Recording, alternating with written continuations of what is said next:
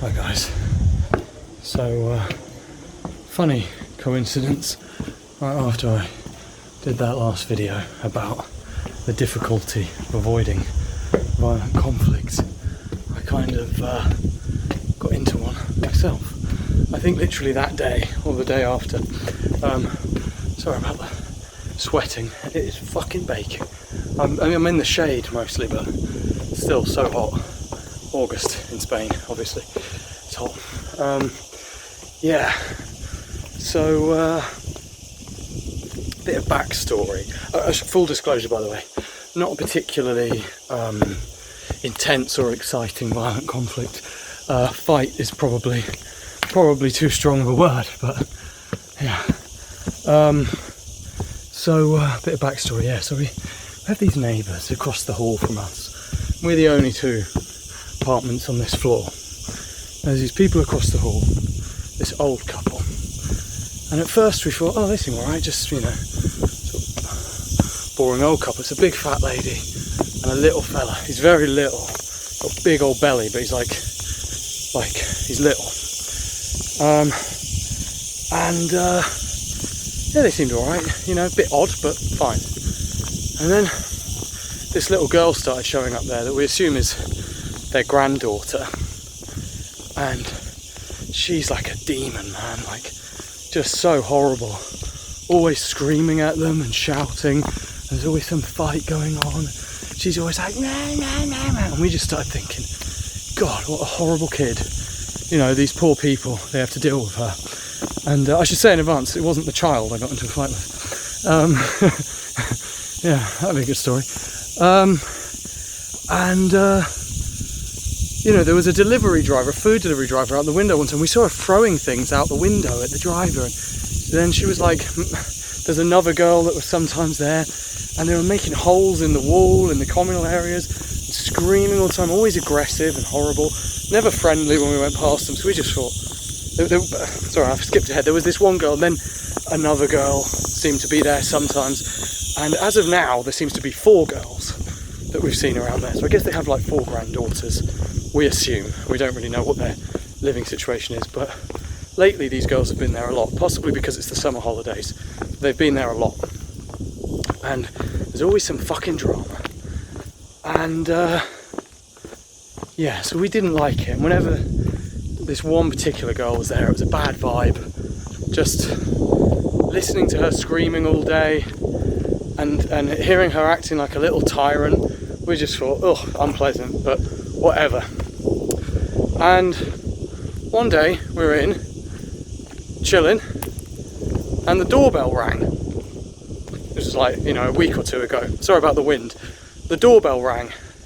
And, you know, you probably know how it is. When you live in an apartment building and the doorbell rings, you're like, what the fuck is that? Because we've got an intercom. So if it's the postman, usually ring the intercom. And usually when the doorbell rings, it is the postman, and they've already come in, you know, via someone else's intercom, and they've just come up to your apartment. But still, when the doorbell rings, you're always a bit like, ooh, you know, who the fuck is that? And my girlfriend goes over to the door, and I start being like, move out of the way, because, you know, I want to go to it, because I don't want her to open it if it's something weird. And we get into a bit of a kerfuffle, because, like, she's going over to look in the peephole, and I'm like, move, let me look. So it takes us a minute, we're a bit late getting to it. Anyway, we look through the peephole, and we see 2 of these little girls running away. So it's about 4 PM, they've rung our doorbell, and run away, and gone next door. And so I open the door, and the bloke, we think granddad, is there, and he's always a bit drunk. He's always got his top off. He's always a bit out of it and weird. And he's there, and we're like, yeah, you know, they rang our doorbell. And to be honest with you, I don't understand this fellow when he speaks. My Spanish is alright, but, you know, I couldn't understand him. And let me hop up here and sit down for a bit. Fucking hell. Pouring sweat. And so I'm like, yeah, they rang our doorbell, and, you know, yeah, it's annoying. And they were different in nature. These kids wouldn't care as much, but they're sort of horrible kids, you know. You just don't want them, you just sort of think, fuck off, basically, like, we don't really want any bother. It was polite whenever I said, yeah, they rang the doorbell. And as I said, sorry, I couldn't understand what he was saying. And the door to their place was open. It's directly opposite ours. The door was open, and he said something to the girls. He didn't tell them off. I mean, he's clearly got no control over them whatsoever. He didn't tell them off, and I couldn't understand what he said to me. I took it to mean he was being cool about it and sort of saying, oh, okay, here they are, you know, and talking to them. It was a confusing interaction. It was like he opened their door wider. He said something vaguely to me without really looking at me. He mumbled something to them, and then they were there, and I said to them, like, you know, don't do that, please. And they were like, we didn't do it. And they didn't have a cheeky, fun kids vibe. It wasn't like a prank. It was like nasty. Like they had a shitty vibe about it. And I was like, well, we saw you do it. We looked through the peephole, so we know that you did it. So please don't. And in hindsight, you know, it's not kids like that are not going to respond well to that. It might have even been better if we like tried to laugh about it, or if we just ignored it completely and didn't open the door, or if we went really far the other way and were like menacing or whatever. We probably went with the wrong approach, which is just firm but fair and serious, you know, which most kids, let alone kids like that, aren't going to respond well to. And as we were leaving, this one girl, this really sort of bratty, shitty demeanour, she went, in Spanish, she was like, by the way, like, because she was like, we're going now, like, sort of like, you know, fuck off kind of thing. In a way where you sort of feel like, how can a kid speak to me like this, you know, and like, how is this allowed to happen, but whatever. And she and then as I was leaving, she went, by the way, you didn't look through the peephole because we looked and we didn't see it move. And it was like, well, you don't have to be Einstein to figure out we looked at it after you'd already left and while you were leaving. You didn't walk away backwards looking at it, you know, and like, just stupid. It's just a nasty, stupid thing to say. And she said it in this sort of like, kind of way, like, and I'm thinking, what did we do? We didn't do anything to you, you know, like, sorry you fucking hate your living situation or whatever, but nothing to do with us. You should be respectful to adults that you don't know, especially your neighbours, and it's just weird. It was unnecessary and weird. And I should prefix all of this by saying we've had horrific luck with not just neighbours, but like home invasions. I can't remember if I talked about this on videos before, but so much stuff like that, like home invasions, weirdo neighbours, scary situations, a lot of people trying to get in, a lot of criminals nearby, and everyone who knows this is like, it's crazy, like it's just crazy how unlucky you are. And it's gotten to a point where sometimes these things will happen and we'll think maybe we should move, and we're like, what's the point of moving, it's just going to happen again, you know. We've genuinely become a little bit sort of, I wouldn't say defeated, more like we just accepted it. We just sort of accepted like home is not going to feel sort of safe for us most of the time in a way that it does for other people. And it doesn't help that we're in a foreign country. Sorry, I keep faffing about with this selfie stick. It doesn't feel the same way for us that it does for other people, perhaps. It doesn't feel as safe, you know, just home in general. But we try our best. And so things like this can piss us off, you know, and we feel a bit defensive, and we like to just, you know, we don't bother anybody. We don't do anything to bother anybody. If someone, for example, says, you know, the music's too loud, or this is a thing, or that thing, we'll say, all right, sorry, you know, and we'll try to be respectful of everyone, and we try to be nice to everyone and friendly to all our neighbours. We always try to put out a good vibe and shit, and, you know, it just gets thrown back in our face a lot, so it pisses us off. And it's not right that, you know, you live in a community and, like, people treat it like shit and they treat you like shit, and that's a fucking decline in moral standards as far as I see it. Like, it's just it's bad, it's wrong. The building we used to live in, this was nothing, this was compared to the shit we dealt with normally, this was nothing, but as a small example of a petty aspect of it, it was like there'd be like crushed glass on the floor in the hallways in a building that had children in, and our dog, and just humans, people, living creatures who don't want to step on crushed glass. There was a couple of this family across from us, or downstairs. They used to they would smoke all the time, and they would just chuck their cigarettes on the floor. So the whole building was like full of cigarettes and litter. And then there was like shit all over the floor one time, indoors, you know, we're talking indoors, like in our building, in their building that we all lived in. So we live here. But I mean, that was nothing compared to all, like, you know, the sort of the threats to our safety, the people trying to break in. It's awful, man, awful. but often we get perspective by stepping back and going, okay, well, imagine if we lived in, you know, whatever place you want to name that's like horribly dangerous, where it doesn't matter what building you live in, you're going to have to worry every single night for your safety. So I think compared to people we know, like sort of middle class English people and stuff, it's quite bad, but actually by world standards we're fucking well above average. So I do know that, and I appreciate that, and that helps as well to remember that. Anyway, so this has happened. They've rung the doorbell, and we're thinking, what will we do if it happens again? We thought, yeah, we probably didn't handle it great, but you know, it's just fucking annoying, and they should sort of discipline their kids. We shouldn't have to deal with this, whatever. We carry on, we're going about our day, we're thinking about it, and we're thinking, if they do it again, maybe we'll just be like really menacing, like just sort of a bit Scrooge-like, you know, just like leave us alone, and just be like sort of weird. And we were thinking, that probably isn't the right approach either, but we've passed the point now where we can try and be like chummy with them, and the parents aren't going to do much, or the grandparents, or whatever they are. Anyway, so the next day I'm learning to drive here. I've never driven before, and it's my third class. I've only done 2 45-minute lessons, and they want me to drive on the motorway. And this is already a bit of a thing between me and my girlfriend, because she's like, I don't want you to drive on the motorway.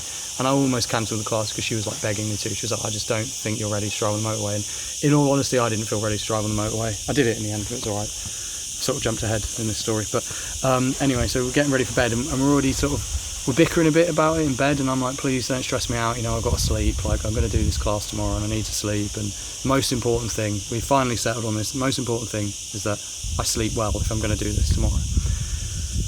And she was like, alright, cool, lay down, close our eyes, doorbell rings, bing bong, and we're like, oh, okay, so, you know, no prizes for guessing who that is. And this, by the way, at this point is like 20 past midnight, so we're like, this is just not on. And you might think, some little kids pissing around ringing your doorbell, who gives a shit? But the problem is, it's like, okay, how often is this going to happen? Is this going to wake us up every night? You know, we need to sleep, we need our privacy, we both work from home. It can't keep happening. It's just not an option, and if they see that they can get away with it, they're just going to continue doing it. So we storm out, we're in bed, you know, we get out of bed and just storm outside, and they're like, what the fuck's going on? And the bloke's out there, and he's drunk, and the kids are sort of around behind him, and he's sort of there, and again, he won't look at me, he's a weird fella. And I'm like, okay, like, you know, what's going on? You need to tell them to stop doing this. And to cut a long story short, I don't know what the fuck this guy was talking about. He doesn't speak clearly, he's always drunk. He doesn't really look at you. He's annoying to talk to. He's vague. He said something about his daughter, and I was thinking, this can't be your fucking daughter, mate. You're ancient. Like, no way. They're young kids, you know. And, I mean, they're not young enough to behave like this, though. They're between, there's a few of them. They're between like 9 and 13, you know. They're not young enough to act like this. More like 10 and 13. And I couldn't tell, was he agreeing with me, or he was, and then I started to get the vibe, no, he's basically telling me to fuck off here, and he's mumbling random gibberish and not really talking to me and not addressing me. And really, it's simple. When your kids do that, you say, did you fucking do this? Come here and apologise. Don't do that. Tell them you're not going to do it again. Blah blah blah blah blah. You know, it's not a complicated situation to deal with. It's very straightforward what you have to do in that situation. And apologise. Say, I'm really sorry they're doing this. I promise I'll deal with it. It won't happen again. You know, I don't think that's a difficult thing to do. And say, look, I won't leave them out in the hallway on their own again. I won't let them out, and I'm so sorry. None of that, none at all, obviously, because we're just fuckheads, you know, we mean nothing. And I could jump to all sorts of conclusions about why that might be, but I don't really want to be one of those people, to be honest, that assumes everything's like a racial issue or whatever. Because I don't even think it is, to be honest. My girlfriend does, but I think it's very dangerous to assume that everything is. I think a lot of people are just pricks and don't care about other people. So anyway, then he's basically saying nothing, so we start like getting into it with the girls, and I'm like, why are you doing this? You know, did we do something to you? Like, what's going on? Why are you doing this? And she starts going like, I'm too tired to talk to you. I'm like, just like, how dare you, like, how can you speak to us like that? And I'm like, so then I start trying to appeal to their emotions, but I'm like, look, we're here, we haven't got our family here, we're here on our own, our dog's really ill at the moment, got a lot of stress going on in our lives, got a lot of problems, we've got to work, it's not right, like, to do this. We haven't, did we do something to you? Did we upset you in some way? Why are you doing this to us? And they're like, just being really arsey and shit. So then I start saying to the guy, I'm like, why did they do this? Why are they doing this? Why are they doing this? And he won't address me. He won't talk properly about it. And then he starts going, saying a bunch of shit. And I'm like, I can't understand you, dude. I don't know what you're saying, but tell them to not do it. And he's like, oh, if you don't understand, then learn the language or whatever. And I'm like, I do know the language. You just don't speak clearly. And you're just like, I can't understand you. And then it starts getting quite hostile, and he's like, he's like really weird. He acts sort of like Wario or something. He's like really weird, and he's like telling me to leave. I'm like, no, I'm not in his place. I'm in the hallway. I'm like, no, I'm not going. I'm like, why are they doing this? Why are they doing this? And it gets to a point where he's very insulting the way he addressed the three of us. He mumbled something about my girlfriend and the dog in a way that was like, you and your dog, whatever, in this way that was very like, fuck off, I don't give a shit, kind of. And so I started just thinking, someone can't speak to you like this. This is just not happening. No. So I was like, no, I'm not leaving. No, why are they doing this? Like, why are they doing this? Tell them to stop doing it. And he's like, man, go, and shit, and like shouting. And I'm like, no, fuck off, I'm not going. And then he starts attacking me. And he's not a threatening fella. And he starts attacking me and shoving me. So I grab hold of his wrists, and we get into this really weird thing. And he starts going mad and trying to like push me away. And I'm just looking at him whilst this is going on, and I'm just going, you're so fucking rude, man, like in Spanish. Like, you're so rude, sir, like, you're just so rude. Like, how can you speak to us like this? Why are they doing this, and sort of just continuing what I was saying before. And he keeps doing it, he's getting angrier and angrier, and then it starts getting a bit mad, because my girlfriend is going nuts at this point. And I should say, whilst it's a coincidence that this happened like the day after I filmed that previous video, I must say that this incident was not really reminiscent of the type of situation I described in that video. Because it was like a little old fella, so there was no male ego aspect whatsoever for me. I had zero urge to be in any sort of physical confrontation with the guy. It was literally a matter of like, in the same way in any situation where you sort of put your foot down and say, no, you can't speak to me like that, that's just so rude. There wasn't, do you know what I mean? I wasn't like, oh, I have to fucking like punch this guy, or I have to like, I couldn't give a shit. It was just like a gross, horrible little gremlin basically, and it was like, I'm just not leaving. I'm not going to be ordered around by this prick, basically. That was it for me. But for him, I think there was an aspect of this guy who is bigger than me and is sort of telling me to discipline these kids, and I don't want to, and it's sort of bothering me. And I'm going to like attack him. And he was just drunk, basically. And then, so my girlfriend's going berserk, and I'm like, it's fucking fine, like, whatever. And then I'm going, just keep the dog in there, watch the dog. And my girlfriend's going, Kieran, stop, and like screaming and shit. And I'm like, it's fine. And then she starts going, you're at the top of the stairs. And it was a bit,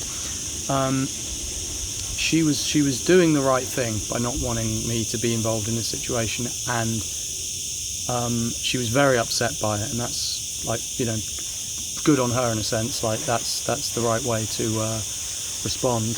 I might go somewhere a bit quieter. I don't know what all this fucking rustling sound is. Someone's eating a fucking giant packet of crisps. So it was, that's the correct. No, I wouldn't say it's a perfect response, but it's a very human and very understandable response. she didn't want it to be going on, and she wanted me to stop, and she was worried that either one of us would fall down the stairs or that I would, you know, push him over and he'd get hurt or something. And I knew that wasn't going to happen because I had him by the wrists, and I just like, you know, I'm not going to let him go, he's not going to fall over, but I'm not going to let him do anything either. And it kept going on, and then he started bringing his head towards me, and I'm thinking, oh, he's probably going to try and bite me now. So I start trying to maneuver myself so his head can't really get near me, and I'm thinking, oh, if he starts to bite me, then I can't just hold his wrists, I have to, you know, do something to his face. And then it changes things a bit, because it goes less from controlling the situation and more to reacting, and then it is a bit more iffy, because, you know, you might have to like punch someone or something, or pin them down, and then it becomes quite ugly. So I'm trying to move out of the way so he can't bite me, and then he just starts like just rubbing his head on me. It was really strange, like really strange. He was sort of like nuzzling his head against me. I still can't understand what he was doing. It was really odd, and in hindsight very funny. He just was like nuzzling his head against me like we were cuddling, but sort of being like meh, meh, and shit. Like, dude, fucking stop it, man. Like, and all of this because he didn't want to go, I'm really sorry, and he'd tell his kids off, you know, his grandkids, whatever the fuck they are, horrible little shits. And all of this over that, you know. And so he's like rubbing his head against me, and then I start being like, okay, this is, you know, it's not going anywhere. And Tara at this point, my girlfriend, is going nuts. And what was funny was she was saying one of you's going to fall down the stairs. We're facing each other like this, like he's the camera, the stairs are here, so neither of us are going to fall down the stairs. She goes and stands here to try and break it up, right at the top of the stairs, and he was shoving her and sort of hit her, and not really, but you know, he was very indiscriminate about what he was doing during all of this, and she was right in the sort of danger zone. So then it was like, all right, this is getting bad and has to stop. So then I start going, all right, that's enough now, you know, and sort of I would let go of one of his arms at a time and be like, go on, like, you know, that's enough. And I would let him go, and then he would just carry on. He clearly didn't want to stop, you know. By this point, it had gone from I'm trying to push you away to now I just want to hurt you, I want to attack you. So I was like, all right, well, I kind of can't. So I started going, all right, just fuck off, you know, go away, go inside.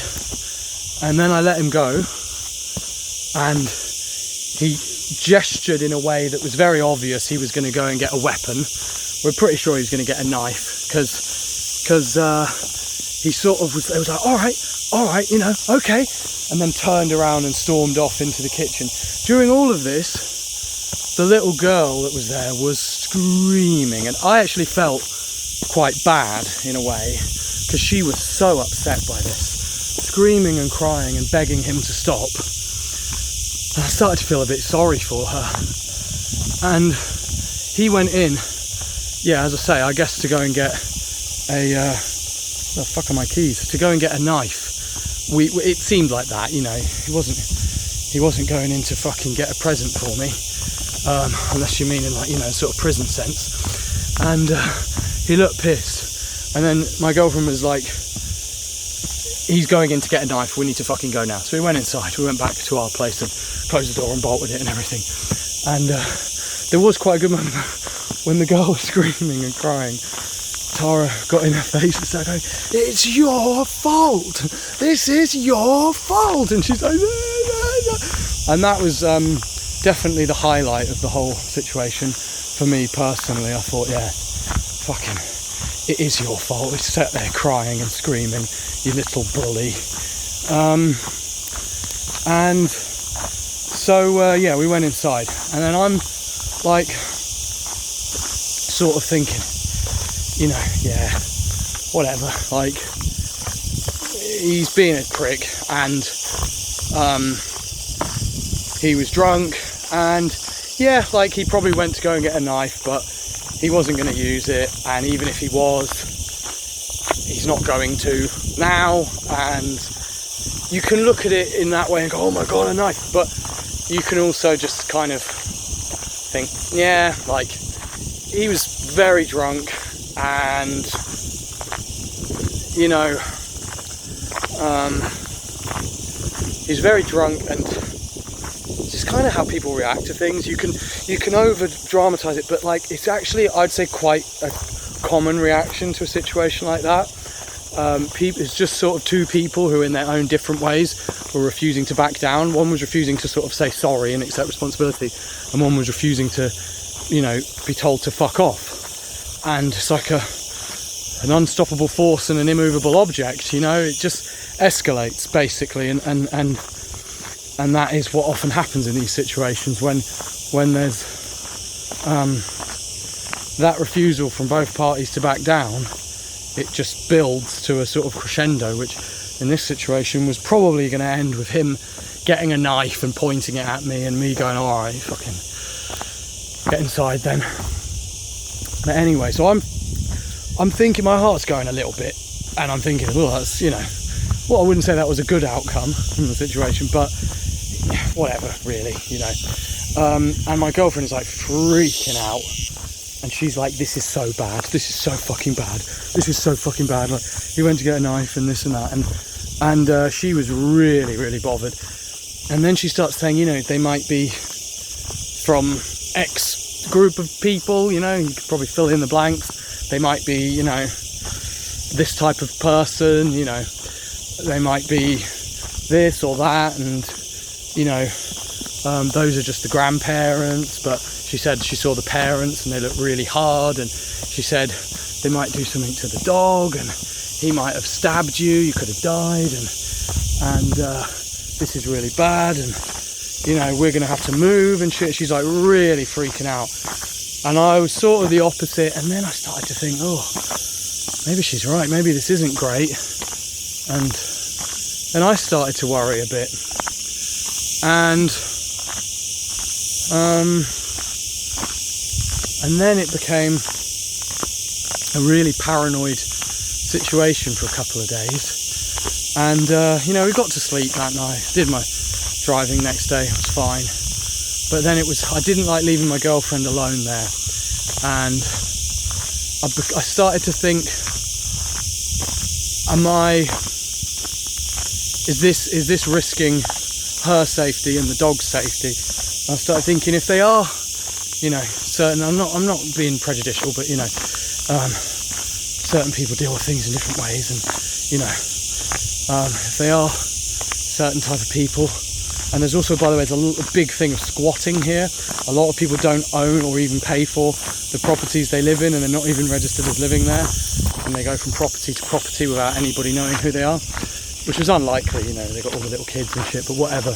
I thought, oh, you know, maybe they'll do something to the dog, and is that my fault? And what I said to her at the time was, well, if I had just gone, okay, and walked off, then those girls would have gone, ha ha, and they would have probably done it again later that night. And they probably would have done it again the next day. And they'd probably still be doing it now. And we'd call the police, and they'd go, what, some little girls are bullying you? Okay, shut up, you know? And that would have been that. We'd have to move. We'd have been bullied into moving home by children. And so, in all honesty, in hindsight, I think that what I did was really the only sensible option, and I'm glad that I did it, because I think the situation would be worse now otherwise. I think it was a matter of getting it all out in the open and saying, okay, we're not going to take this, apparently you're not going to give a shit either, but, you know, we both know where we stand now, and that's that. So yeah,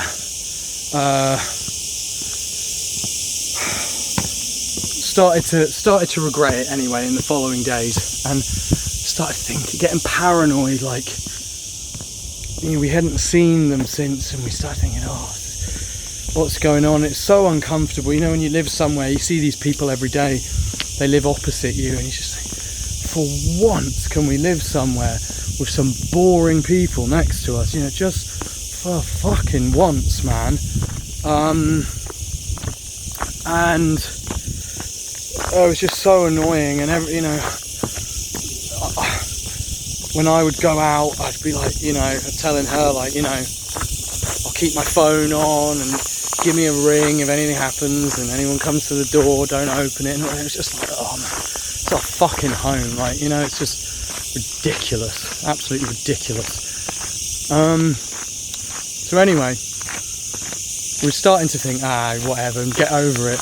And then the next day, we heard him buzzing his buzzer for like an hour, and no one answering it, which is just a bit psychotic, really. And then he came up, and we got a bit obsessed with the peephole, because they're always in the hall, and we're like looking out the peephole all the time, and we'll see them like hitting each other, like hitting the kids, and the kids hitting them, and so it was really mad, really unpleasant. And then one time he let himself in with a credit card, and I know a lot of people know this trick, but then it was like, it set us off again, and we thought, oh, he knows how to open doors with a credit card, so we've got to beef up our security, because I can't leave Tara alone and stuff, you know, if he's going to fucking let himself in. And all just so unnecessary and ridiculous, really. But what's funny is now we've started to put together that, because we're very protective of our life, because it's just the two of us, and we're in a foreign country, well, and the dog, and we love the dog so much, we're absolutely obsessed. We're in a foreign country and we don't really have anyone else around. We get very precious about our lives and protective and stuff, and we don't like this feeling, you know, of all this shit going on. So we're very vigilant and very bothered by everything in this regard. But then we started to realise, I think that they, in their lack of personal accountability and lack of empathy, feel like we are the scary ones, like that they somehow didn't do anything wrong. Because I've lived with people like this before, like where they just cannot empathise, they cannot understand how something is their fault, no matter what they've done. It's not their fault. So if you react, it's like, whoa, crazy person reacting to me, and it's like, no, you know, we weren't at all aggressive or threatening with them or anything. But anyway, yeah, so we've started to realise, we think that they're afraid of us because they're sort of acting like it when we see them now. And it's funny, man, because we're so nice, like, we're so nice to people and don't want to bother anyone and have no, you know, but yeah, it's basically, I think, resolved itself now. It's just sort of like awkward and annoying, and it's created a bad vibe in the building. It's created a bad vibe at home a little bit, but that's passing, and you have to tell yourself, well, if you can't be happy here in this situation, then probably should just give up, because there's always going to be some fucking bullshit, you know. And if you were in like prison or something, then in every fucking single direction around you, there'd be some cunt you had to be fucking worried about. So yeah, it's not so bad really. Probably it's not a very interesting story, to be honest.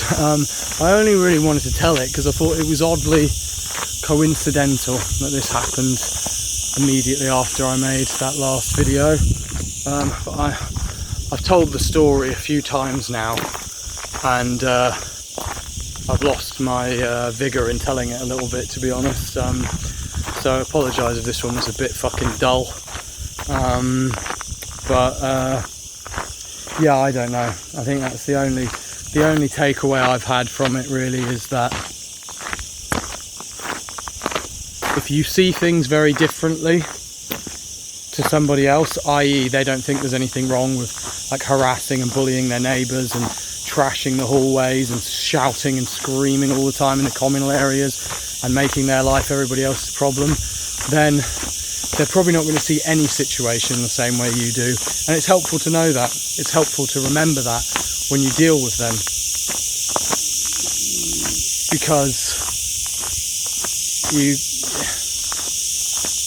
the more you understand people generally, the less of a a threat they seem to you, and the more you think, okay, so probably they're reacting like this basically because they're fucking self-absorbed. They don't really give a shit about anyone else, and they're too stupid to realise that. And when you see it for what it is, you sort of care less. It's the unknown, the fear of the unknown, and probably they have that with us because we're foreign, and we seem weird to them. You know, they probably think we listen to weird music. I'm a bit sort of bald, and well, I'm not a bit sort of bald. I'm a little bit kind of bald.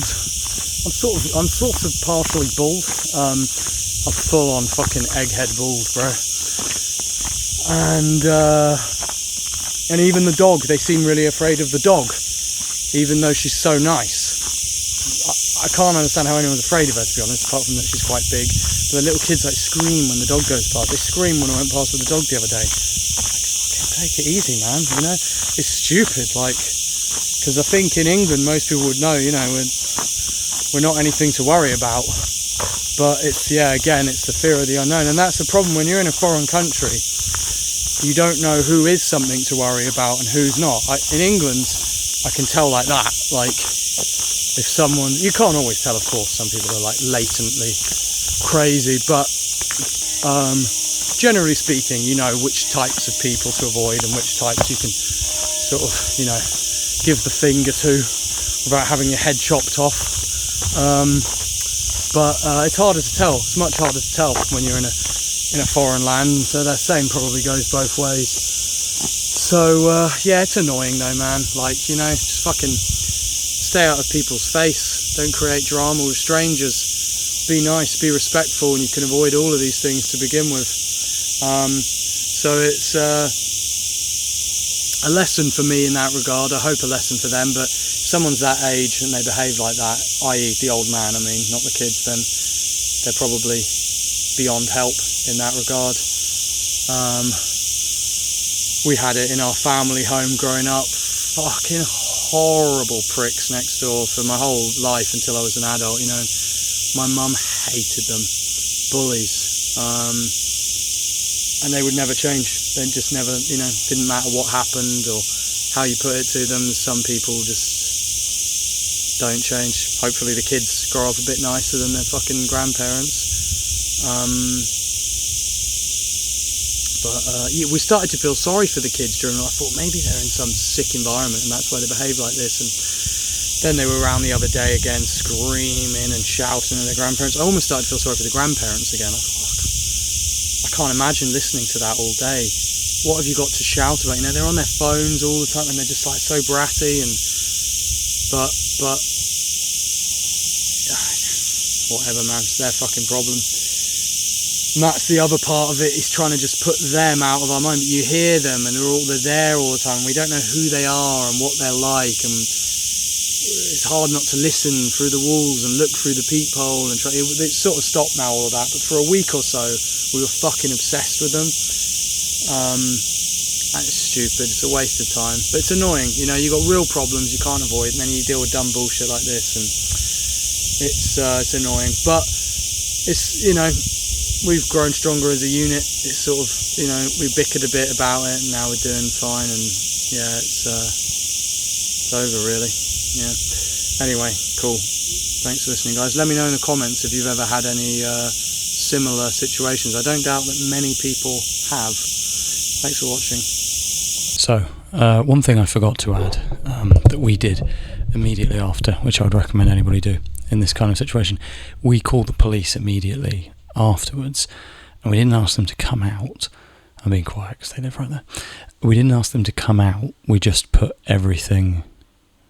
We just basically filed a kind of informal report because all the calls are recorded, and we said, can you please just record this and make note of it, make note of us calling to talk about this, and make note of what we've said. And if you ever do get into one of these kind of disputes, it's a really good thing to do, because A, you calling first quickly before anyone else has the chance to kind of positions you immediately as the victim, and B, it means if anything happens in future, that someone knows about it, basically. So it's all